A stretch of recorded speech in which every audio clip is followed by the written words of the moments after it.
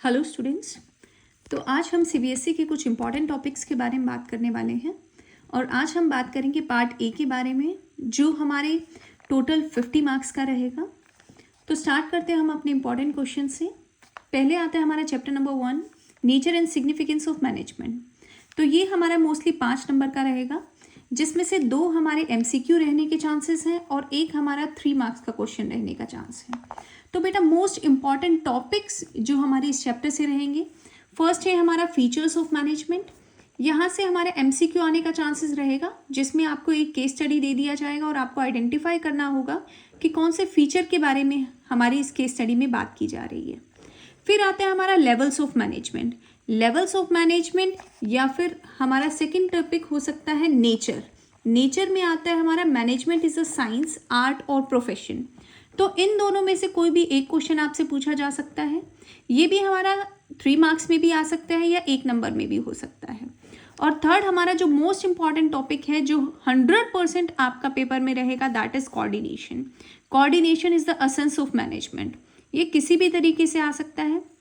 आपको case study भी दे सकता है जिसमें आपको आइडेंटिफाई करना होगा कि कौन सी फंक्शन के बारे में बात हो रही है, या फिर आपको स्टेटमेंट की फॉर्म में भी दे सकता है कि किसको हम एसेंस ऑफ मैनेजमेंट बोलते हैं।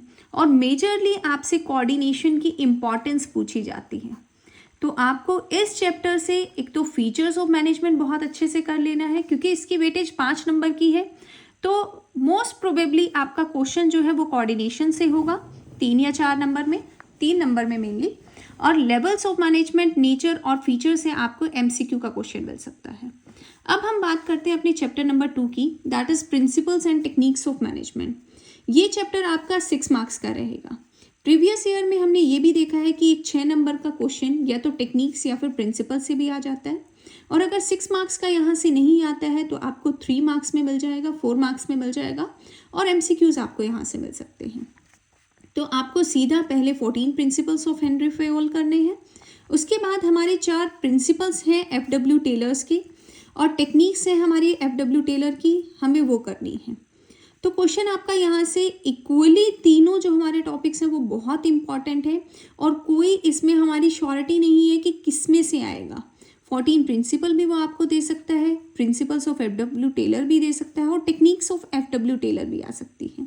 ज़्यादा टफ टॉपिक नहीं है, आप 1-2 बार इसको करोगे तो ईजिली समझ जाएंगे। और आगे मैं भी वीडियो पोस्ट करने वाली हूँ, जब तक आपका एग्जाम होगा तो आप उसको भी फॉलो अप कर सकते हैं।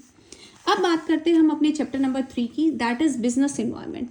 तो बिजनेस इन्वायरमेंट से हमारा 5 मार्क्स का रहेगा, जिसमें 100% श्योरिटी है कि आपके 2 चांसेस हैं कि एमसीक्यू से आएंगे और एक आपको 3 या 4 नंबर में बिजनेस इन्वायरमेंट का केस स्टडी मिलेगा, जिसमें आपको आइडेंटिफाई करना होगा कि कौन से डायमेंशन के बारे में बात की जा रही है। इट मीन्स कि पॉलिटिकल के बारे में बात कर रहा है, सोशल के बारे में बात कर रहा है, इकोनॉमिकल के बारे में बात कर रहा है, लीगल के बारे में या टेक्नोलॉजिकल।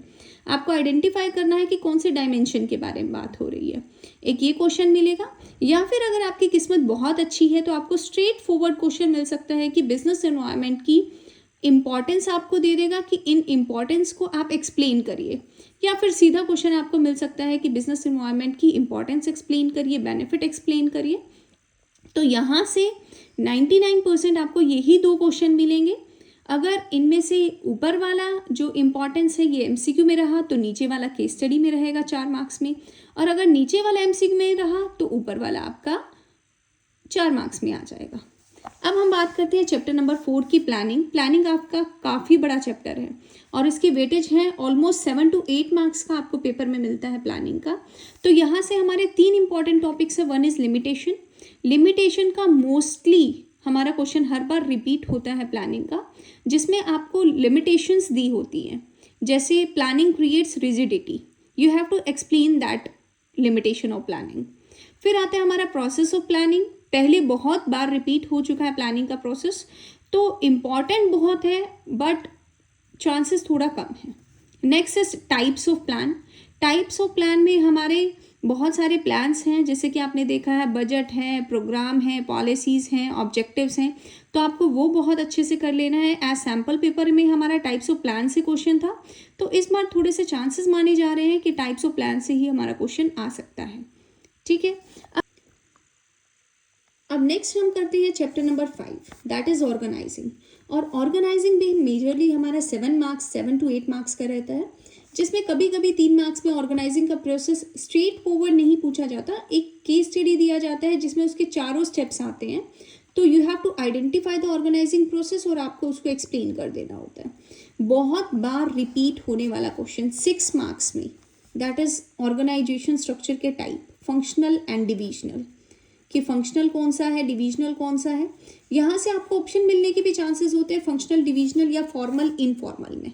तो दोनों ही बहुत इंपॉर्टेंट है। फंक्शनल डिविजनल आपको बहुत अच्छे से करना है क्योंकि चांसेस हैं आपके यहाँ से क्वेश्चन आएगा। And the next one is 3 marks में आपको डेलीगेशन और डिसेंट्रलाइजेशन भी 100% पेपर में मिलने वाला है।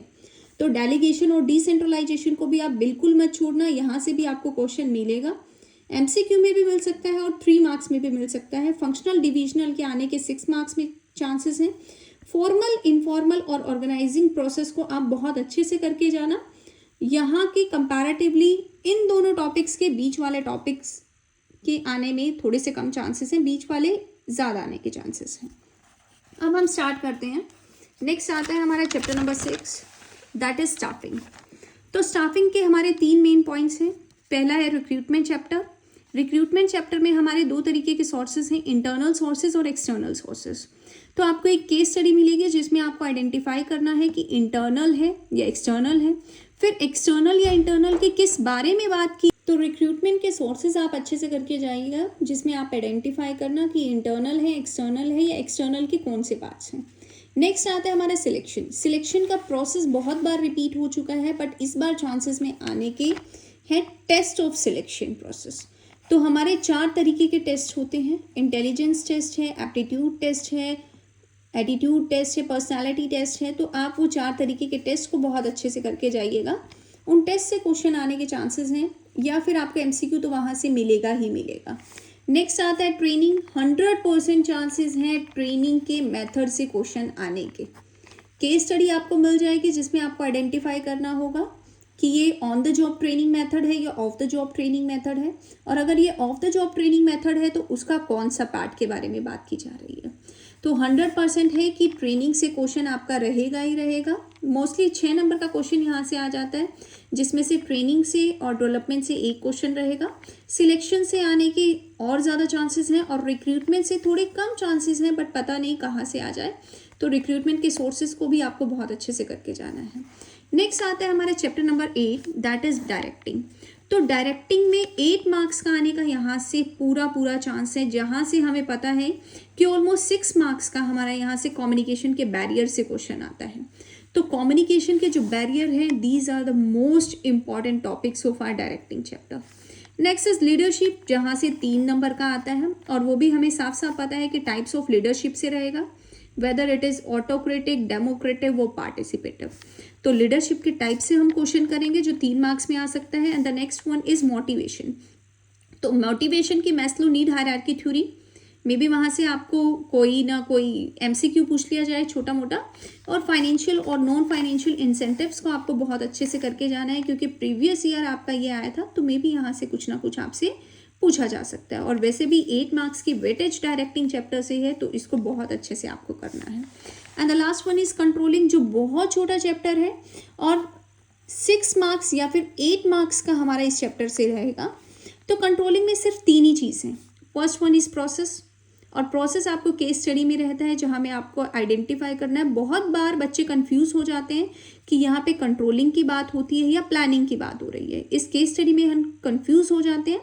कंफ्यूज नहीं होना है, बहुत इजीली आपको प्रोसेस कर लेना है, जहाँ पे कंपेयरिंग की बात हो जाए, एनालिसिस की बात हो जाए, करेक्टिव स्टेप्स की बात हो जाए। दैट मीन्स कि केस स्टडी हमारी कंट्रोलिंग के बारे में बात कर रहा है। Next one is inter relationship between planning and controlling. ये भी हमारा क्वेश्चन बहुत बार रिपीट हो चुका है और बहुत इंपॉर्टेंट टॉपिक है। तो हमारी बुक में ऑलमोस्ट 3 या 4 इंटर रिलेशन के इंटर रिलेशन के टॉपिक्स दे रखे हैं, तो हम वो पढ़ सकते हैं इजीली।